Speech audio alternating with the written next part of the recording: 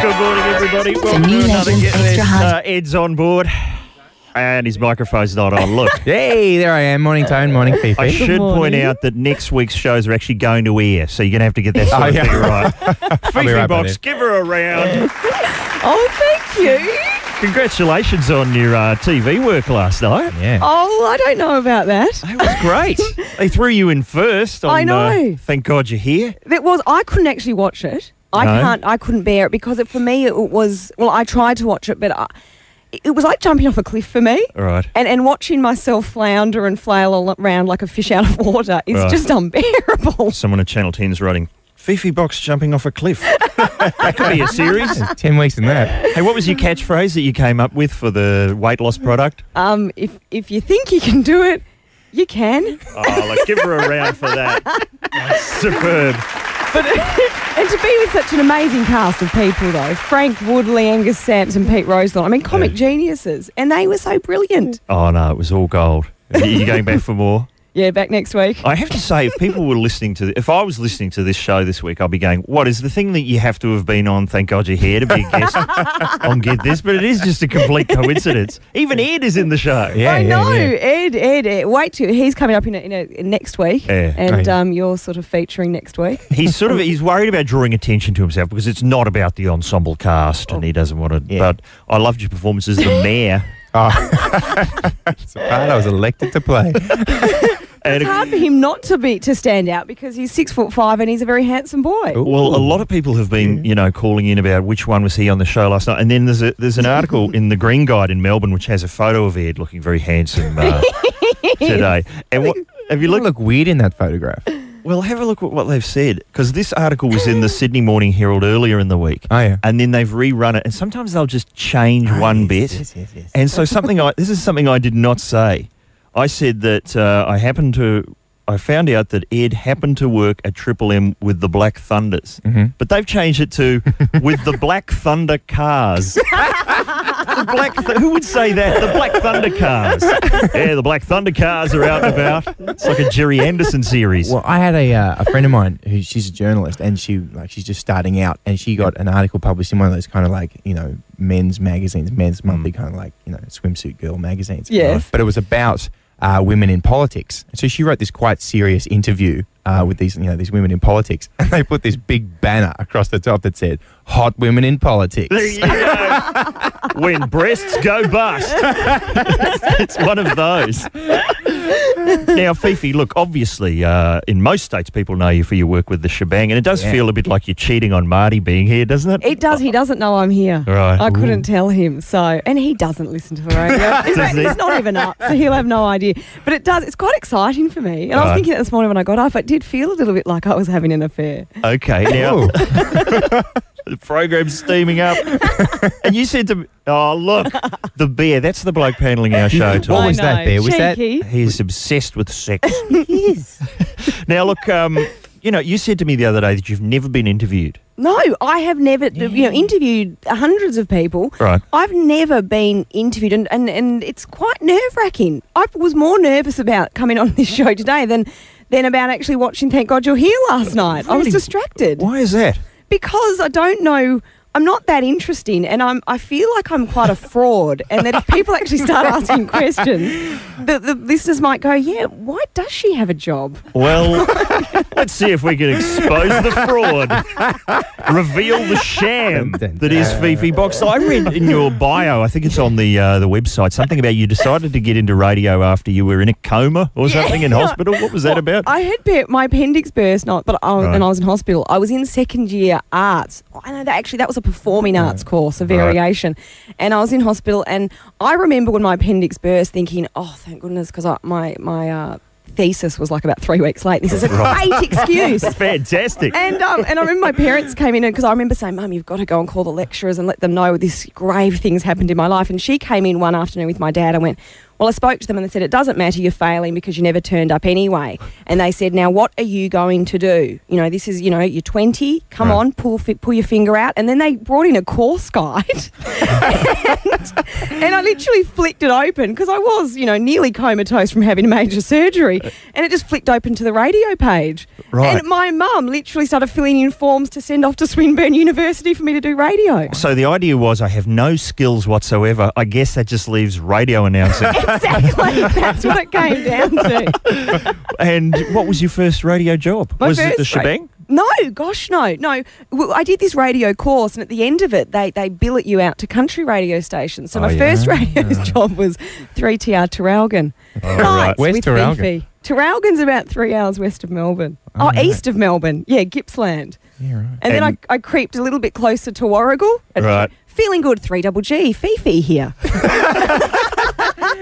And what was the big promotion in Terralgan? Like, what was like a big deal on the radio show Terralgan? A big deal was win a date with Fifi Box. Oh. And I actually ended up, the hilarious thing was, this promotion was about 2 weeks. I ended up going to a restaurant, Banjo Bill's Australian-themed restaurant in Terralgan, and I turned up and there was this guy there, and he was a sort of a, you know, a big muscle-bound bodybuilder, and it suddenly occurred to me, where are the promotional staff? In fact, where is any staff? I could be here with an axe murderer. They sent me on a date with no security or anything. It was just the station manager with a false moustache on. Well, do you want to stick around and play a fantastic new game that we've got going here on Get This? It's called Win a Date with Fifi Box. That'll be next on Get This. That's Kryptonite 3 Doors Down. Here on Get This, right around the country. Was there some technical problem with that song? Was the bear? Just come in if you could. Yes. Yes, Mr. Martin. Is that your new radio voice, is it? I like it. Dear, oh dear, trying not to upstage Ed over there. Fifi Box is sitting in today. And, you know, do you just do this on your program, get out the women's mags and see what's going on? I do. In fact, that's what I do during the show. I'm supposed to be, I think, working, but I much rather flick through a magazine. I love the new weekly. I have to say, you know, if you're in a dentist waiting room, I always go for the new weekly. That's the juiciest one. It's the most digestible, I find. But do you find the constant use of the phrase insiders and sources is fascinating? Yeah. Because there's news today that Angelina Jolie and Brad Pitt have broken up. Have you read that? No. Yes, I couldn't see that coming. No. But in here, in the New Weekly, they've got supposedly an article about Jennifer Aniston. Listen to this. Insiders, right, so you've got some insiders right away. Yes. So some people who know them and who are willing to go to the press and reveal everything. Insiders say a bitter Jennifer laughed when she heard that the woman Brad left has broken his heart. Then there's a quote. Jen can't help but feel a little satisfaction knowing that Brad and Ange have been fighting, says a pal. She's a pal. Pal. So we got the insiders and now there's a pal on board. Someone who's a good pal who's revealed an exact quote. Reputable sources are onto this. Then we've got sources. So they now join the insiders and the pal. Are they closer than a pal? Oh, where do they sit? I think they're Pal's closest. the pals, but they're closer than the insiders. Yeah. Not as close as the pal. fair I think enough. so. Sources say Jennifer was unable to hide the pleasure on her face when word got back to her that Brad's once perfect union with Angelina Jolie is beginning to crack. Jen's too cool to say out loud that idiot. That it serves that idiot right, reveals an insider. Now, I'm not sure if that's one of the original insiders or the pal or the source. That's a new one. It just could be a different insider. But her smirk said it all. Pal said her suspicions were heightened by Ange's pregnancy, with the conception reportedly happening before Jen's divorce from Brad was finalised. Another source. Yeah. So that's in addition to the sources, the insiders, the pal, the other insider, and the other pal. So we're up to 6. Another source close to Jennifer says the actress hasn't bothered to hide her glee when talking about how miserable Angelina has made Brad in recent weeks. Jen feels like Brad is finally getting exactly what he deserved. He ditched his marriage and moved on to a fling with Angelina, says a friend. Oh. So in addition to the insider's sources, pals, the other pal, the other source, and the other insider, we now have a friend. And I trust the friend the most. Yeah, same. You would have friends and pals. Are they going to just go running off to a mag whenever you do something idiotic? I don't think so. And the other thing is, all we ever hear is how Jennifer's now a hermit and she doesn't socialise and she barely leaves her house. How are these people even meeting up with her? And they've all just got dictaphones and they're just transcribing everything she said. For example, that it serves that idiot right. I know. But is that a quote from Jen, or is the friend saying Jen would say this? No, that's not the friend, it's the pal. Oh, sorry, the pal. The Sorry, pal friend, if is you're saying listening. that this is exactly... Yeah, that would be libelous. Sorry. You see, if you said it was the friend. And the best thing is the actual, not only the quotes, the wicked laugh. I mean, to actually say there was a wicked laugh. It serves that idiot right. But I just love this kind of stuff. And here we've got, you probably saw the story about Naomi Campbell piffing a phone at her. Allegedly. Allegedly piffing a phone at them because it's supposedly self-inflicted. I know. Wound to the back of the head. But you know what I loved, and you can see in the photo there, Toad, Yeah. there's the woman, they've got a photo of the woman's uniform, the maid's uniform with the blood all over it. Yeah. But on the uniform, apparently Naomi makes them wear Miss Campbell. Miss Campbell. Embroidered onto the lapel. So do you think that's just down at the NW offices? Yeah. They've gone, we need something to back this up. Go and get a dressing gown. Who can sew? Who can sew? And we need to embroider something on. What we'll put? Assistant to Miss Campbell? No, too long. That's too contrived. Yeah. They'll never believe that. Just put Miss Campbell. Good. So maybe that's why she got the phone at the back of the head. She's wearing Naomi Campbell's robe. I just love this stuff. I know, it's great. I don't actually read it. I just love the photos the pictures tell a story. Yeah, they do. What I love is that you seem to have read all of this before we've got to it. Yeah. I know. And you didn't even warn me this was coming up. I've actually done research and I didn't even know. Well done. Look, we get... there's a lot of reasons to visit the Triple M website, obviously. You can many. find out about all the fabulous prizes to do with Census 1, 2, 3, 4, our sponsors. But you can, of course, go to the Get This page and send us an abusive missive. Do you get wacky emails? Oh. We do. We get wonderful emails. We get some constructive criticism too. I think that's important. Have a listen to what I've... this is an email that I've received here from Brian Crouch of Sydney. And he goes, Tony, you've been back on air 3 days and not one fart joke. Oh. What's that about? Too big for fart jokes now that you've got your own show? I mean, I hadn't considered that because I was Barjas, you know. Yeah, I know you were. And there hasn't been a single fart joke. Do you think we can rectify that, Bear? Have you got something there? Have a listen to this. My message to the people of West Papua is simply this. That's my message to them. Are you happy now? Are you happy, Brian Crouch of Sydney? We'll be back with more in just a moment. That's Youth Group Forever Young. Here at Get This, round the country on Triple M. Well, round most of the country because, as I understand it, large portions of the program didn't go to air in Sydney and Brisbane. But and someone came in and went, "Oh, it's all right. You haven't lost any content." I'm going, but the whole first break didn't go to air. So I'm assuming that, Fifi, you don't count as content. No, exactly. Tony, I've arranged live reenactments for the main streets of Sydney and Brisbane to go out later on this afternoon, first break. Out of the back of the Thunders? Yeah. Young people just doing our program? Absolutely right. It's a shame because I think that was me at my best. That was some of my best stuff. The Howard Fart joke, did that go out in all states? Yeah. Fantastic. Or only in one channel, apparently. But you don't want to hear that fart in stereo. It's a mono fart. People will drive off the road. Getting through the big stories here. Fifi, thanks for coming down to our level today, by the way. No, it's coming up a level from where I'm usually at.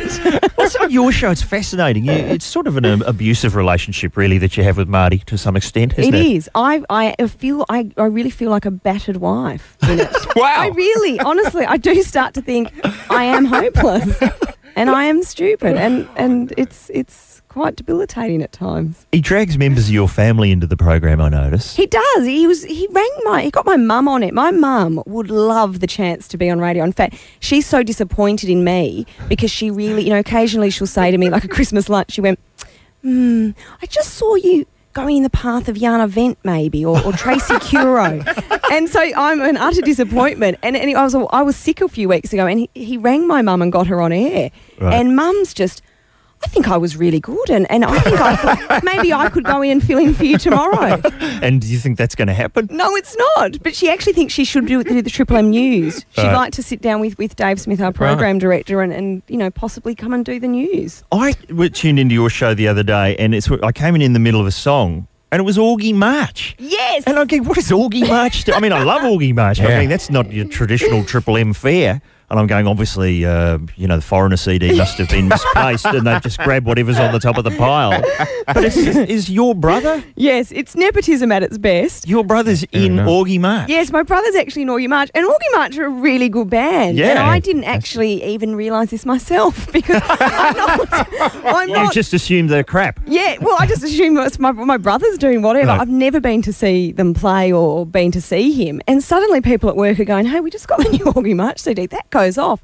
And I thought, well, what better forum for me to hear it than have him on the show playing it? But they're like often in, there'll be top 10 albums of the year and they'll be number 4 or something like. What's the new album called? Ed? Oh, don't know. I knew it. No, Moo You Bloody Choir. Yeah, and the new that's single, One Crowded Out, it One Crowded Out, debuted in that's the it. ARIA charts in the top 10. And that's, for me, my brother and I are close in a way. Right. Like we Which catch up way? at Christmas time. And I was in the office and I get the emails of, the ARIA charts, whatever, and I went, oh my God, my brother's just gone top 10. Must give him a call. Wow. So it's the whole family's in show business now. Is that what you're saying? Yeah, and my other brother Cameron's an actor, so we've Right. all, it's sort of a lack of direction going to the entertainment industry. Well, thanks for joining us today. Now, we've got to do some business here. It's time to get out and about and see what's happening on the streets. And I should warn you that the language does turn a tad fruity in case Fifi's mum is tuning in. Yeah. But anyway, it's time to cross to our correspondent on the streets. It's Tony Martin.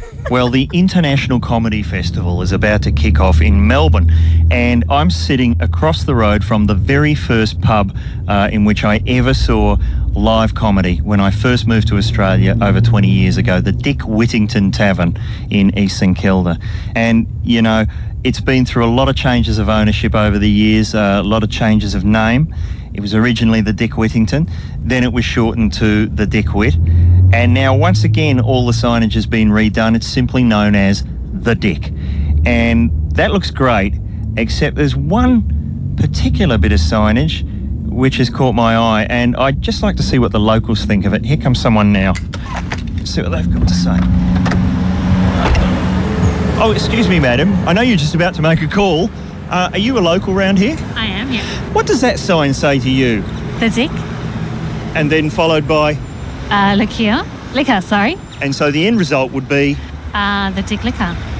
Is that something you really want on the front of a business in your neighbourhood? Yeah, that's not too bad. It's not a bad name, really. So you're quite happy to have the Dick Liquor on the front of a business? Yeah. Excuse me, gents.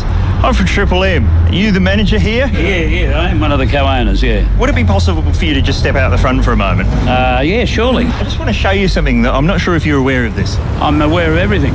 What's going on with your sign up here? It's lovely, isn't it? It is. It just says, bottle shop. But it does appear to say the Dick Liquor. No, it doesn't. It doesn't at all. It might to you, but it certainly doesn't to me. And, I'd hate to think that you were spruiking off... I'm not spruiked off for years, sir. Inciting people and looking for their reaction when it clearly says the Dick Whittington Tavern. But if you stand across the road, it just says the Dick Liquor. Oh, no, not to me it doesn't. Are you sure about that? Oh, positive. You don't want to go over and have a look? No, what's the difference? Why across the road as opposed to here? You can read, I can read. What's the difference because across the road? 2 sets of tram lines. It's funny because everyone I've asked to read that sign out to me has called it the Dick Liquor. Oh, how lovely. How lovely. Do you think that the sign is actually bringing more business? Well, you never know. It's an intangible thing and it's not designed to, as you're suggesting, to perhaps bring more business. It's certainly freshened the look of the hotel up and from that point of view... it's a good thing. It's a good thing. Well done. Thank you. We'll certainly be giving your business a plug on the show. The meals are super. It's very consistent. I'm a huge fan of the Dick and I do come here for the liquor. Look, I don't want to tell you this, but I think you might be losing a bit of business to the sucker just down the road. Get this. I'm sorry that this incident has happened. The Census 1, 2, 3, 4 on Triple M. That's John Lennon. Triple M, get this. It's a professional radio program going to air in most states and in both channels. Wow. So that's fantastic. Hey, I love how that guy from the Dick Whittington said the meals were consistent. Very good meals, very consistent. Yeah. But that sort of suggests that maybe there's been a time where the meals haven't been That's what I consistent. thought. Yeah. He's had to come in and crack the whip. That's a man who's constantly having to defend himself. Yes. He's on the front foot. He is. And that is a real sign. I know that at the beginning of that segment it sounded like, oh, this is something that they've just doctored up. But it's in Chapel Street in I guess what would be East St Kilda. Yeah. So have a look at that and pop in for Consistent schnitzel. for something consistent. Fifi Box is cheating on Marty Sheargold and sitting in with us today on Get This. And I've been trying to find some topics that we can mention. And is this true that there's going to be a movie where Paris Hilton plays Mother Teresa? Some director has decided that they look the same. I've heard that, but that's a joke. I'm assuming. I thought it was just like an odd spot joke. But it's so far towards the front of the newspaper that I'm assuming that something like that is going to happen. We did think of a lot of jokes, but we can't really say them on air. Yeah, not one. Not one. Could we put them on the podcast when that happens? Yeah. Mother Teresa with a mobile phone and... No, I can't say that. None of them. It looks great in print. just let everyone think of what the joke would have been. See, that's there great. There we go, yeah. Filthy. That's fantastic. Speaking of filth, what about the Italian Prime Minister? Oh, Berlusconi. Berlusconi has announced that anyone, like this is not just his rivals, this is like members of the general public, anyone who doesn't vote for him is a dickhead. It's true. Now, would that be, is that lost something in translation? What is the Italian? I think it was much stronger language in Italian. Really? Yeah. Dickhead. But wouldn't you just like to see our Prime Minister? You're a dickhead. If you're not voting for me, you're a bloody dickhead. I'd like to see a bit of that. But let's talk about romance and love, shall we? Because it is time to climb. Talk back to Hey, I think I know what that is. What is it, Ed? Okay, I think there was, it's just come to, In the Price is Right. Yes, that's what I was thinking of. There was that game where you had to guess, whether it was, $4 and you were like, $4.81, and you had and this little man climbed up a mountain, right? Depending on how close you were, and if he fell over the edge, I'm pretty sure that's the noise it made. It is. It was my favourite part of The Price is Right. The yodeling man walking up the hill. What was your least favourite part, Fifi? Oh, look, I once saw... No. No, not The Price is Right. I remember years ago, I wish I had got this on video. Do you remember on A Wheel of Fortune with, who was it, John Burgess? Yes. Oh, yeah. And there was a bit where you have $500 to spend and there's a whole prize showcase. Yeah. What did you see? No, I used to just love the slow panning, past the the crystal and the Victor lawnmower all tricked up. I used to just love that shot. Sort of erotic sort of close-ups of the Selangor pewter. But I saw one where they go, okay, you've got $500 to spend. What do you want? And the guy goes, oh, geez, mate, I'll have the socket set. Okay, that's $85. Yeah, I'll have that T-square. There's like a T-square in there.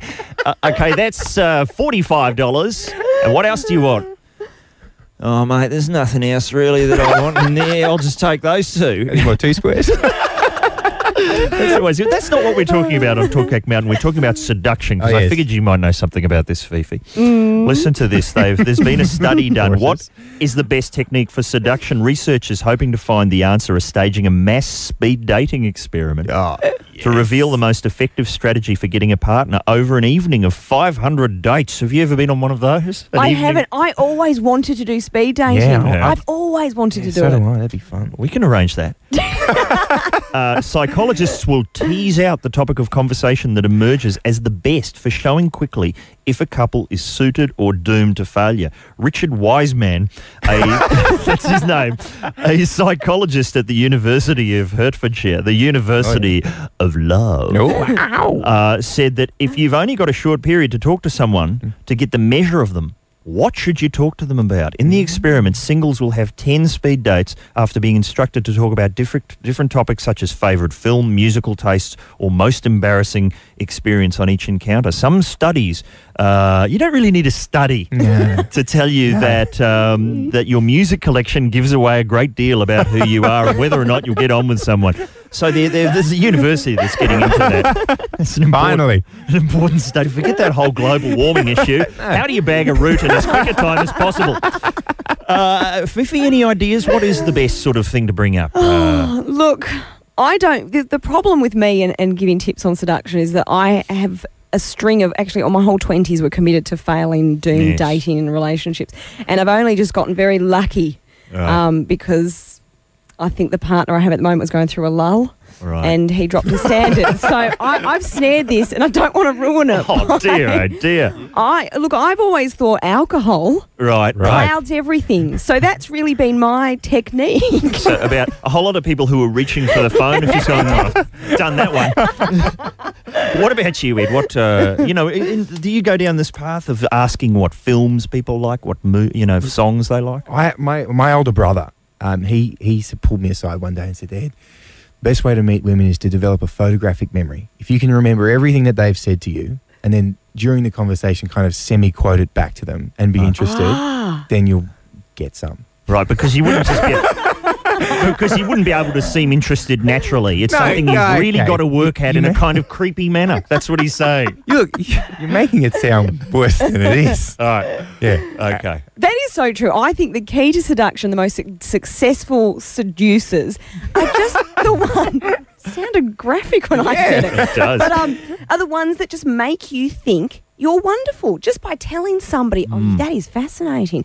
No, really, you're so good at that. Wow, what an honour to be sitting here with you. You've got the person, whether it's a male or female. Well, they say, films and things, and this is in fact... Yeah, what about you, Tony? Well, actually? this is how I managed to lure my wife into the boat. Oh. My wife was this, because, this is how film knowledge comes in, because I am a nerd, as you can tell, even at this close proximity. My wife was the second assistant director on an American film called Passion Fish. Oh, yes. Do you know that film? Yes, I know it. 1992. With nominated the girl from China Beach. Really? Was it Alfre Woodard? No. No, it stars Mary McDonnell. See, is this working on your Fifi? Isn't this a great date we're on? But she was like, and I knew all about that. So I just knew. I knew that the film had been nominated for 2 Oscars, and I knew about John Sayles, the director, and she was so freaked out that someone would know about John Sayles. Bang! On the plane to Vegas. I wish I could describe the gesture you're making there, Ed. But then finally, an arcane knowledge of obscure films paid off. Some action. So I've never heard you say some action before. It's early days. Bang. Wait till tomorrow's show. But look, what has been your surefire seduction technique? This is great. Fifi Box will be a fantastic judge of this. She's going to be, I reckon, a pretty tough judge. Is that what you're going to be? I am. I'm going to be. I'm going to be as close to Bernard King as I can get. And you wouldn't be the first. Give us a call at Talkback Mountain with your surefire seduction techniques. Triple M, get this, the number is 13353. Yes. Where would Triple M be without the services of Nickelback? Saving me here at Get This. Fifi Box has joined us. Ed's on board. I think most of the show has gone to air in most states. So we can hope for. And we're climbing Talkback Mountain. Yeah, go on, Bear. We're looking for surefire seduction techniques. I think we have Rohan on the line. Are you there, Rohan? Or maybe I've just pronounced your name wrong. Are you there, Rohan? Oh, right. I can hear him, but it sounds like he's in the next room. He's playing hard to get. That's his surefire seduction technique. He's actually coming out of the phone itself rather than going to air, and now the bear is just stabbing at buttons at random, and now he's giving the computer the finger. Like there's going to be a response. Like the computer's going to go, better pull my finger out. It's touchchscreen. Are you there, Rohan? Oh, dear. Hello. Hello. Thanks for joining us. We're still getting the show right here. But tell us about your surefire seduction technique. The surefire, just ask the girl what her passion is. It's as simple as that? Those at that low point, when suddenly everything goes a bit pear-shaped, ask her what her passion is, and I'm married to the girl that I asked. Is that right? And what was her passion?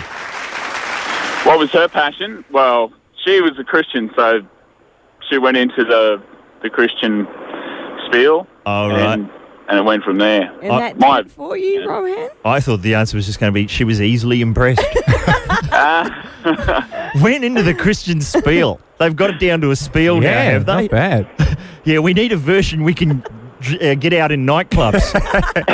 Call the Pope, see if he can get it onto the back of it. Mock up a spiel. Something we can... Because, frankly, that book, it doesn't fit into the back of your pocket. Oh. Yeah. Well, you're on the make. Yeah, exactly. I reckon you guys are doing really well as well. You're a bit sloppy on the first day, but you guys are great. You're right about the first day. I had everyone I know who heard the show called up and said, Tone, you were clearly excreting bricks. And they were right. There was an entire barbecue set in the studio at the end of the broadcast. Thank you very much, Rohan. The Christian spiel, that always does it. Well, you know it. Yeah, I've never bumped into the Christian spiel. Well, you'd be on the lookout for it. I would be now. Yeah. It's a dead set leg opener. We've got Colin on the line. Are you there, Colin? Yeah, how you going? Not bad. What do you use? You put a couple of fingers in your mouth, and then you wipe it on the lady's top. Right. And you say, how about I get you out of those wet clothes? Oh, and that works for you every time? Oh, look, it doesn't work every time, but it gets them laughing, and, you got them in the game then.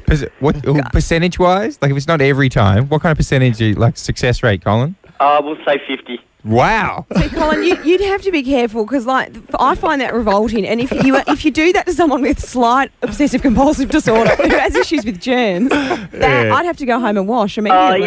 You just put it on their top. It's not like you're going to wiping saliva across their face. No. That would be tasteless. It's got a lower success rate, that second move. Right, so Colin seduces the ladies by applying his bodily fluids to their person. I think Megan is with us. Are you there, Megan? I am. I love you guys. Oh, thank you very much. And we've only been on for 4 days. That's sweet. And already so you're saying that a surefire seduction technique would be get your own radio show. Oh, that's right. No, what do you good. Come on, what do you use? No, fishing. You got to go you go fishing, do a few full blood knots, couple of double uni knots. What's a full blood knot? Well, to put the hook on, and you thread your worm in, and anyway, you do the whole country girl thing. Oh, sorry, is this an elaborate metaphor, or are you actually talking about fishing? Real fishing? Real fishing. You're taking out fishing for the day, down in the country and do all this country stuff. And then, Are you a country girl, Megan? Yeah. and then at night you can show your other side as well. So it's a surefire. or else wear really low top with your best bra. That's good too. All right, so if the elaborate aquatic ruse doesn't work, Norg's akimbo. Yeah, that's it. Yeah. Plan B. Took him out to sea. That didn't work. Check these out. Check out the D's. Have you ever thought of that? Wow. Fifi? Or just Fishing. Fishing. No, but Megan did remind me that I just realised really the surefire technique that I've always used is lying. Yeah, because that's pretending. I pretend I'm either interested, or I pretend I can cook, or I pretend, I love doing that stuff that you love to do, and I don't. And they find it out months later, and that's why I haven't had a relationship past 4 months. It just sounds like your entire life is an episode of Thank God You're Here. Just making it up as you go along. Well, I hope people at home have been writing down those techniques, and feel free to use them. Fishing, the Christian spiel. I've got one more that I heard in a bar. I was in Sydney, and this Scottish guy walked up to a friend of mine, the girl that was there. He walked up to her and he put his hand on the shoulder that was closest to him, and he said, "If you were a pirate, would you wear your parrot here?" And then he put his arm around her and said, "Or here." And she just went for it. She just thought it was the best thing she'd ever heard in her life. And was that his? Really? Did he bung that voice on, or does he really talk like that? He talks like that, and she was just like, "Oh my God!" She thought it was so awesome. Wow. I don't get it. Well, I have to do it. Oh, I see. There we go. We'll see if it works. Come on, Ed, give it a burl. Okay, it goes like this. So I say, if you're standing next to me, and I put my hand on your shoulder, I say, if you were a pirate, would you wear your parrot here? And then I kind of move around, so I'm hugging you, or here. See what I mean? All right. I wouldn't have a parrot. Excuse me, sir. Would you like the handcuffs here, or would you like them back It's not here? mine. It is. The thing is that now that you've said that in national radio, this is going to be an outbreak of people showing up at nightclubs dressed as buccaneers, seeing if that trick works.